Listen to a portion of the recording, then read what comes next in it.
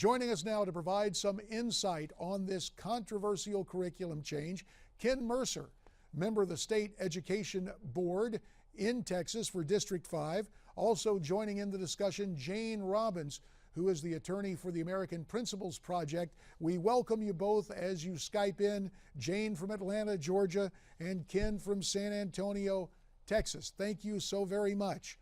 And Ken, let's begin with you. This AP U.S. History exam and framework, when you found out about it, what was your take on this when you saw what was being offered in this AP curriculum?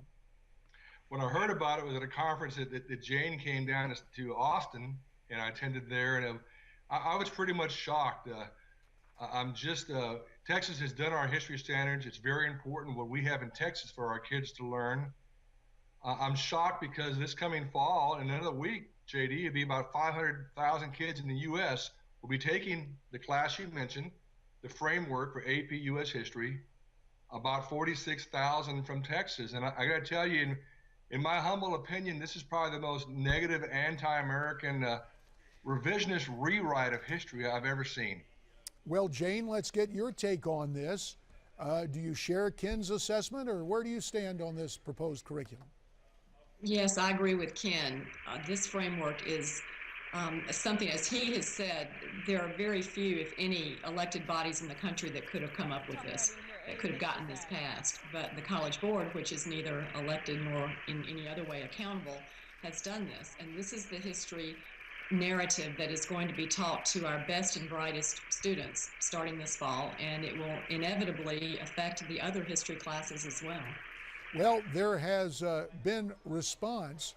The College Board and its president, David Coleman, releasing an updated framework, hoping it would address some of the concerns. Jane, in your mind, did the updated framework take into account some of the concerns you've expressed? The College Board didn't really release an updated framework. They did release a sample exam that had been kept secret up until last week. But the framework itself remains the same. So he says that they're listening and they want to make some revisions to it, but we haven't seen that yet, and we don't know what kinds of revisions they would consider acceptable. And I'm afraid it's not going to be the extensive revisions that would satisfy most of the people in Texas and in other states. Ken, Larry Krieger, one of the lead activists in this case, says the exam is biased. What exactly, or is that bias a recurring left-friendly theme? How would you describe the bias as you see it? Well, JD, let's say, JD, you're a high school sophomore. How's that? Okay, I remember those days. You're sitting in a timed national exam, and here's a question. Expert XYZ, the University of ABC, says that the revolution was not really revolutionary. And you have three choices. Number one, write an essay, JD, sophomore in high school, to agree with this expert. Number two, maybe you want to change his thesis, but still agree. Or number three, a JD high school sophomore would want to refute this expert. That's the kind of bias, what I call behavioral testing, where all of a sudden where the last choice you have is you as a high school sophomore or junior would want to refute, they use the word refute, this expert. That's the kind of bias that I'm seeing. So they set it up in a way, even though for purposes of full disclosure, when we all remember our adolescence, perhaps we were contrarian, both in terms of rules at home and what transpired in the classroom, but just the way they rolled it out there is something that you believe would, perhaps rather than academically challenge students, it would attempt to be an intimidation. Is that basically it, Ken? I think so. There are some things, to be fair, that you and I would like. There's a quote about the 1940s, how wonderful the economy was, surpassed by the 50s, and then surpassed again by the 60s, how wonderful it was. And we read that, and you and I would love that quote. Then here's the question: what best describes that huge economic growth? And the answer is the increase in the American population rate. Nothing about small business or the growth of the middle class or free market, free enterprise. And yet I look at nations like Mexico and China and Indonesia, their growth in population did not have an economic growth. But here's an answer, a question where the quote would be something you and I would applaud, But the answer is the reason we had great economic growth in the 40s, 50s, and 60s because we had a bigger population. That's outrageous. Well, certainly it is open to interpretation and debate. And Jane, as Ken was detailing the notion of questions inviting essays, seems to me that I remember when we would take history courses, there would be almost the standard essay would be compare and contrast different responses. Is there enough comparison here, or is this more of just a dogmatic approach to the philosophy of government and the interpretation of history from the left?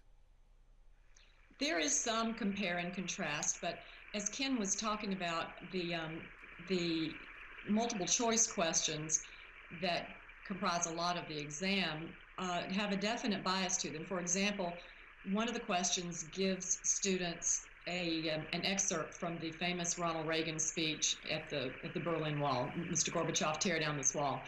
And the student is asked to choose the response that most greatly describes what that passage is about.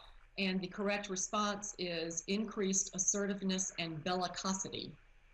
And bellicose is the word that they use to describe Ronald Reagan in the framework. So the questions are completely connected to what's in the framework. And so if you've got state standards that teachers could be teaching as well, they won't have time to cover those state standards. They're going to have to focus on what's in that framework because that's what's going to be on the exam. A couple of minutes remain.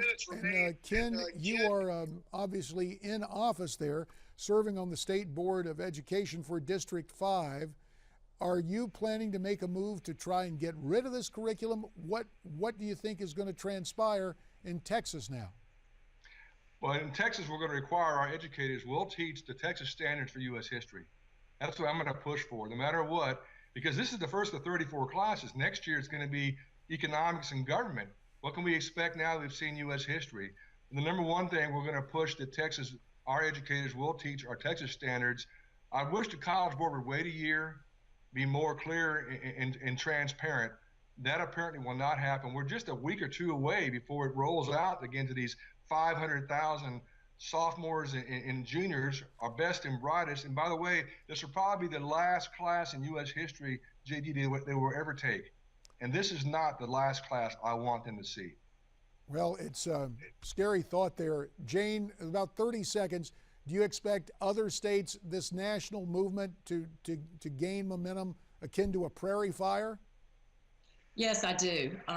With the Common Core, we saw this. When the grassroots found out what was going on, they rebelled against it.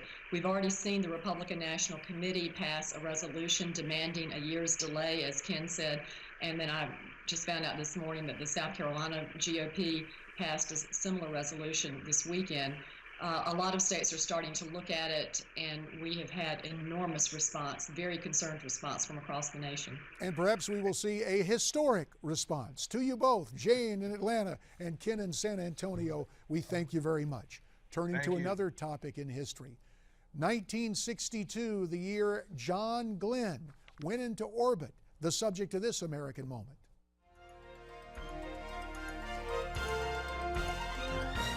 He had served in 2 wars and flown over 150 combat missions. But in just 60 seconds, this Marine Corps officer would experience a ride like no other. At 9:47 a.m. on the 20th of February, 1962, Lieutenant Colonel John Glenn Jr. of New Concord, Ohio, found himself sitting on top of an Atlas VI rocket filled with 600,000 pounds of fuel. At liftoff, 360,000 pounds of thrust hurled the massive rocket and its occupant into space and America's history books. John Glenn became the 4th human being to enter space and the first American to orbit the Earth. For his remarkable heroism, President Kennedy awarded Colonel Glenn NASA's Distinguished Service Medal. As our knowledge of this universe in which we live increases, may God grant us the wisdom and guidance to use it wisely. Thank you, Colonel.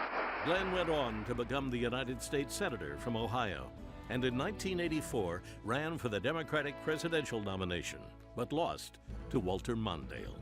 You're watching An American Moment. on Newsmax TV.